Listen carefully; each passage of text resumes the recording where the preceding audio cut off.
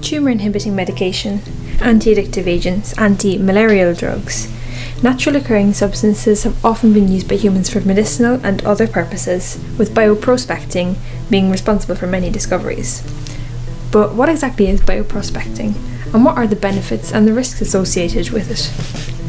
To define bioprospecting, first we need to talk about the CBD, the Convention on Biological Diversity. This is a set of agreements which was introduced during the Earth Summit in 1992 in Rio de Janeiro.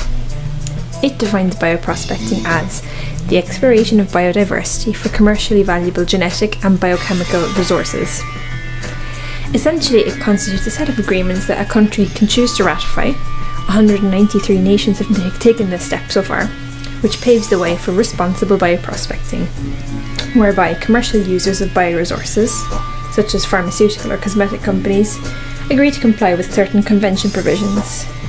In return, they gain access to the bioresources and traditional medicinal plant knowledge, which they can then develop into bioproducts.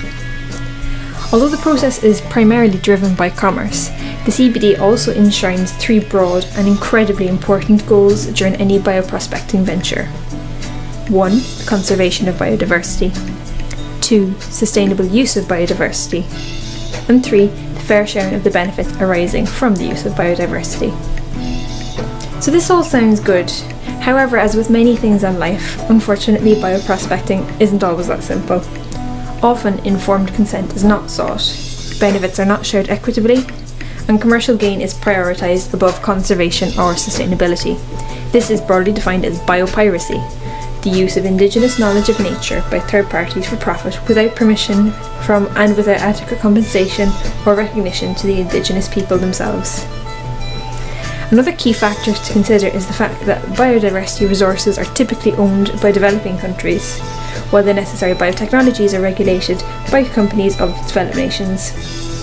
Poverty, inequity, unequal trade, and external debt can leave bioresource owners susceptible to corruption and entering into unfair bioprospecting arrangements. It's been shown that less than 0.0001% of profits from bioprospecting actually makes its way back to the native people. A good example of this would be the case of Hoodia gordoni, a succulent cactus-like plant native to southern Africa, long utilised by the indigenous San people as an appetite suppressant during long hunting trips. The active ingredient is now known to be P57, a steroidal glycoside. The Southern African CSIR isolated the active ingredient, patented it in 1996, and subsequently leased the rights to a major pharmaceutical company, completely cutting out the native people in the process. It was only in 2003 that a begrudging arrangement was made to share 6 to 8% of revenue from the sale of products derived from the Hoodia gordoni with the San people. So bioprospecting can bring benefits to both communities and companies, and it offers an additional metric for modern society with which to valorise our natural resources, even if it's depressingly only for our financial gain. It's not bad per se, however mankind certainly can be. There's unfortunately an endemic tendency to favour short-term benefits over long-term biodiversity conservation goals. So what can be done? Well, studies suggest that the best way to tackle biopiracy is to make patenting more accessible to indigenous people.